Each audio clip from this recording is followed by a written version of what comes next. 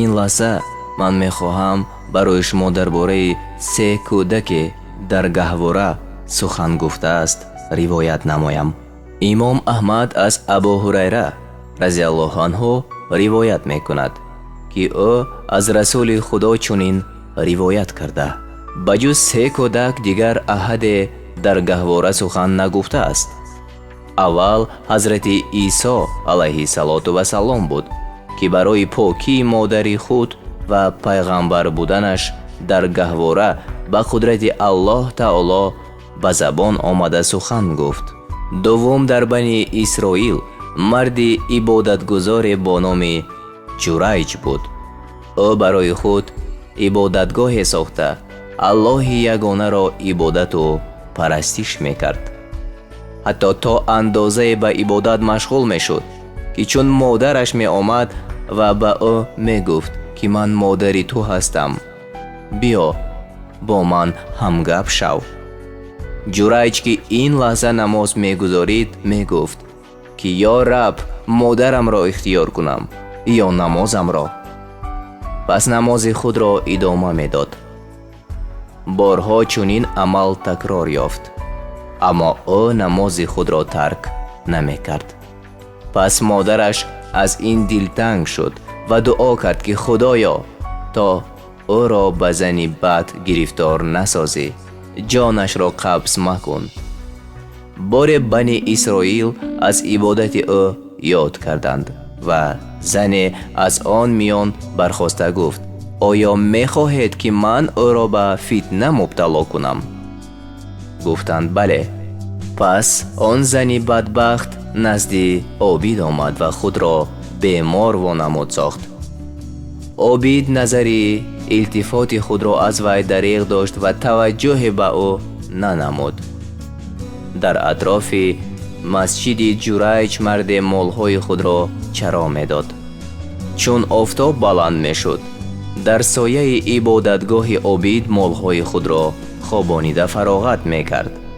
он зани бадбахт чӯпонро ба доми худ андохт ва аз чӯпон ҳомиладор шуд.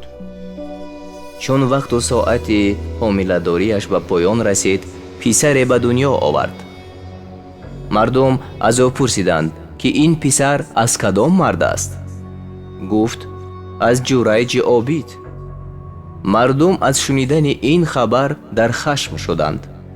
ҳамагӣ омада ҷурайҷро аз ибодатхонааш берун сохта, ӯро носазо гуфта, зери мушту лағат гирифтанд.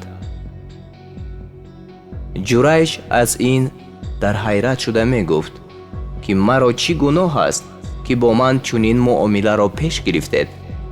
ба ӯ гуфтанд: ту бо ибодати сохтакоронаи худ ба чашми мо хок пошидӣ.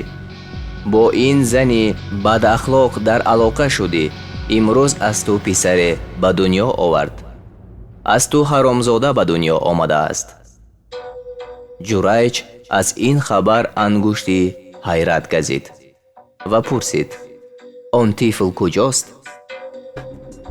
гуфтанд: ин аст он ҳаромзодаи ту. ҷурайҷ аз ҷой бархост ва ба намоз ворид шуд. чун аз намоз фориғ гашт, ба назди кӯдак рафт ва ба қавле сари ӯро сила карду пурсид: ба худо, ай писарак, падари ту кист? ба қудрати худо тифл ба забон омад ва бо забони фасеҳ гуфт: падари ман чӯпон аст. издиҳом аз шунидани сухани кӯдаки якрӯза ва каромоти обид дар ҳайрат гашта, худро ба сӯи обид заданд ва дасту рӯи ӯро ба нишони пушаймонӣ аз кори шуда ва изҳори авфу бахшиш бӯсаҳо заданд. ба обид гуфтанд: мо ба фитнаи он зани нопок бовар кардем ва ибодатгоҳи туро вайрон сохтем. барои ҷуброни амали ноҷои худ онро аз нав аз тилло хоҳем сохт. ҷурайҷ гуфт: тиллоҳои худро барои харҷи худ боқӣ гузоред ва барои ман аз хоку гил ҳамчуноне ки буд ибодатгоҳе бисозед. қиссаи кӯдаки сеюме ки сухан гуфт чунин буда: зане кӯдаки худашро шир мемаконд. ин лаҳза аз назди онҳо саворае гузашт. модар дуо кард ки эй бор худоё, писари маро ба мисли ҳамин савора бигардон. кӯдак даҳон аз синаи модари худ канду гуфт: ай бор худоё, маро ба мисли ин савора магардон. инро гуфту боз синаи модар бар даҳон гирифта идомаи макидан кард. баъди ин гузари модару кӯдак аз назди зане афтод ки ӯро мезаданд. модар дуо кард: эй бор худоё, кӯдаки маро чун ин зан магардон. кӯдак инро шунида синаи модарро тарк намуду гуфт: ай бор худоё, маро ба мисли ҳамин зан бигардон. модар ба ӯ гуфт: ай ҷони ман, дар аввал дуо кардам ки туро чун савора бигардонад. ту ба радди он дуо кардӣ ва дуввум бора дуо кардам ки туро мисли ин зани ҷабрдида насозад. ин дафъа хилофи дуои ман дуо кардӣ. бигӯ, чаро чунин кардӣ? фарзанд гуфт: он мард аз ҷабркунандагон буд. ин зан бошад. мардум ба ӯ мегӯянд ки ту зинокорӣ ва ба ҳаром даст дорӣ, ҳол он ки дар асл ин зан пок аст. мегӯянд ту дуздӣ кардӣ, дар асл вай дуздӣ накардааст. зане ки барояш тӯҳмат мекарданд дар ҷавоб мегуфт: худо маро басанда ва кифояткунанда аст.